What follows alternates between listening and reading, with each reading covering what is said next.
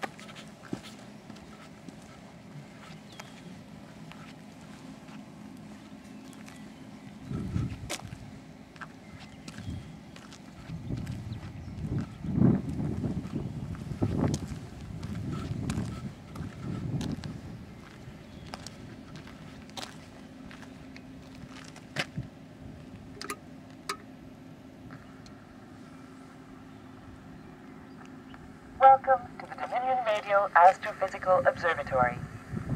You are standing at the base of Canada's first large radio telescope, constructed in 1959. The site for this telescope was selected after an extensive search across Canada for a location with a very low level of man-made radio interference. The surrounding mountains shield the observatory from the electrical noise generated by cities and towns and their associated industries, providing an ideal site from which astronomers from Canadian universities can pursue their research. The observatory is operated by the National Research Council of Canada and serves as a national facility for scientists from across the nation and from countries around the world. The observatory was officially opened in 1960, with the telescope above you as its prime instrument. It is a versatile telescope in that it can be pointed towards any part of the sky and can observe at a wide range of radio wavelengths. The most prominent part of the telescope is, of course, the large dish-shaped structure, which is a curved mirror collecting the incoming radio waves. These are reflected from the surface back to a focus at the white box supported by the tripod legs. Here, a small antenna collects the radio energy, which is then amplified by a sensitive radio receiver. The signals pass through underground cables to the main observatory building, where they are analyzed electronically and recorded on computer disks. The dish, which is about 26 meters in diameter, can be pointed in any required direction by turning it about 2 axes using motors controlled by an electronic computer. One axis is parallel to the Earth's axis of rotation and allows the telescope to track an object as it moves across the sky by the use of a single motor. This axis is known as the polar axis and can be seen at the top of the conical tower, tipped away from the vertical so so it can point towards the positions of the pole star. The second axis, at right angles to the polar axis, is a cylindrical structure to which the dish is fastened. It is used to select the north-south position in the sky of the object that is to be studied.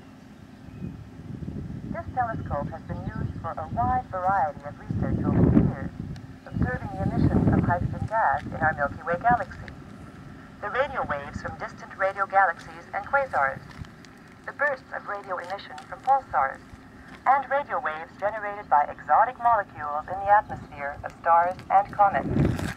Perhaps its greatest contribution to the science of radio astronomy came in the late 1960s, when it was used to demonstrate a completely new technique.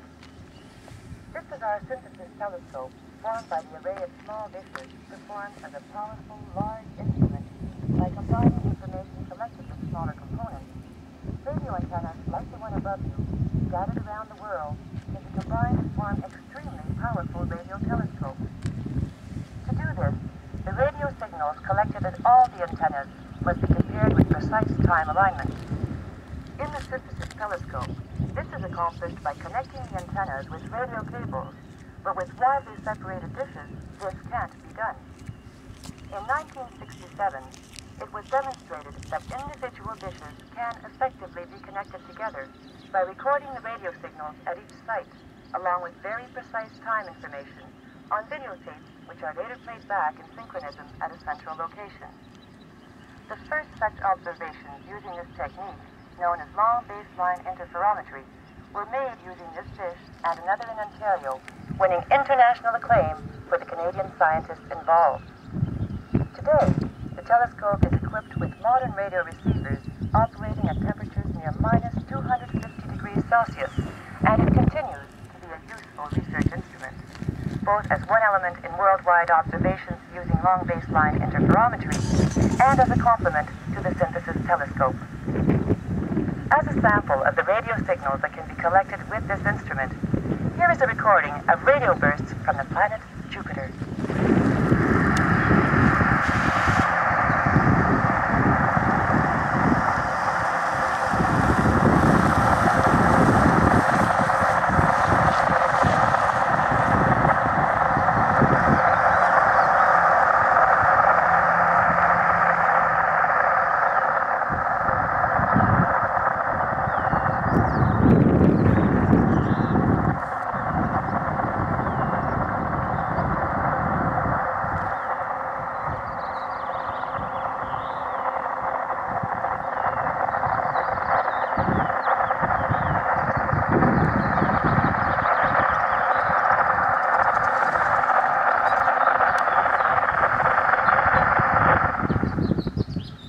Already done so, take a few moments to visit the displays in our visitor center.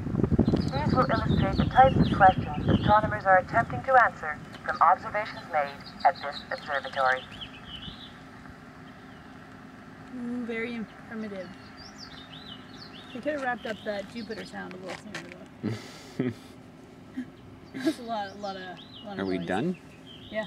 Well, unless you want to hear it in French. You do want to hear it in French? Bienvenue à l'Observatoire fédéral de radio-astrophysique. Vous vous trouvez au pied du premier Mom, you doesn't want to hear it in French. Il a été construit en 1959. Son Say site a hi. été choisi après une recherche intensive partout au Canada pour trouver un endroit présentant un très bas niveau You're on video. d'interférence produite par les signaux radio et les sources terrestres. Les montagnes environnantes sont l'observatoire des sources. Gotta admit, that is pretty impressive. Yeah. Well, let's see. Did you push French? He did. He's got it on videotape, Mom. You can hear it. I think it's the same thing in